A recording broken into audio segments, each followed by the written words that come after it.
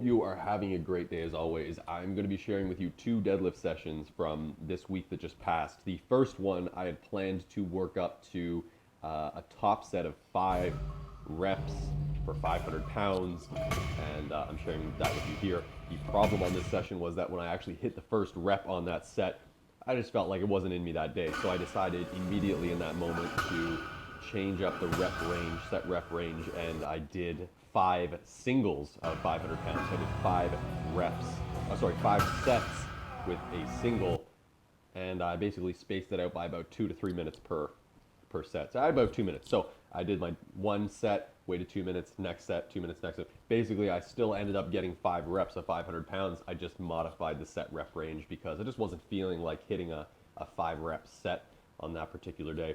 Also, you can see my buddy running around in the background kicking a soccer ball. So in between the sets, we were like setting up goalie nets and just kind of kicking it on each other, which generally isn't a good idea when you're deadlifting, because I felt some cardio from just kicking around the ball. It was kind of tiring. So that is the first session I want to share with you. The next session actually was a little bit more recent, a couple days ago, and this is block pull deadlifts. Now, what's interesting about this and what I really want to emphasize on this video, or in these series of videos I'm showing you here, this kind of felt heavy for me, and I was training at the home gym because it's getting a little bit warmer out, but the weight felt a little bit heavy for me. But in this case, and what you'll notice is it wasn't as explosive off of the blocks.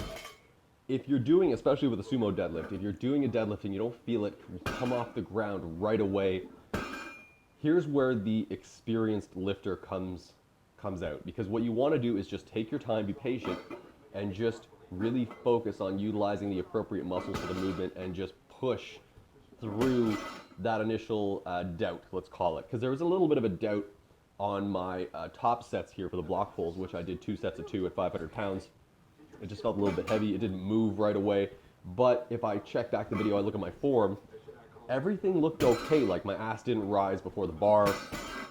It just didn't fly up off the ground, but it still moved, and there was no sticking points whatsoever. So generally, it's all in all a really good session. So I just want to emphasize that if you are lifting and you find yourself, especially in the sumo deadlift, because this tends to happen, you push.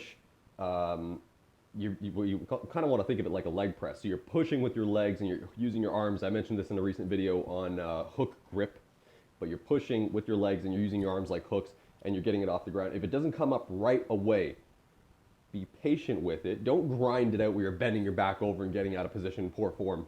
Don't do that. Stay in position and just be patient with yourself in terms of your ability to move that bar and maintain good position.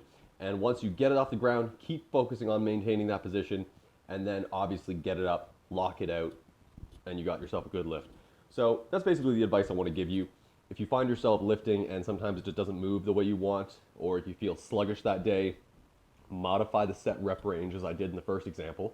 And then if you find yourself again lifting on another day and it's not breaking the ground as quickly, just be patient with it, push through, but don't grind, okay? Never grind the rep. There's actually a pretty well-known power lifter. He's broken some world records. His name is Jeremy Hamilton, and I used to train with him at Fortis Fitness. He always used to say, you don't want to train grinding reps, because you're essentially training yourself to grind. You're essentially training poor form, poor movement patterns. You don't want to do that. You want to train clean, good positioning, and just strong pulling when it comes to the deadlift. So try that out. I hope it helps you. That's pretty much all I wanted to share with you in this video, and I will catch you again in that next one. Take care.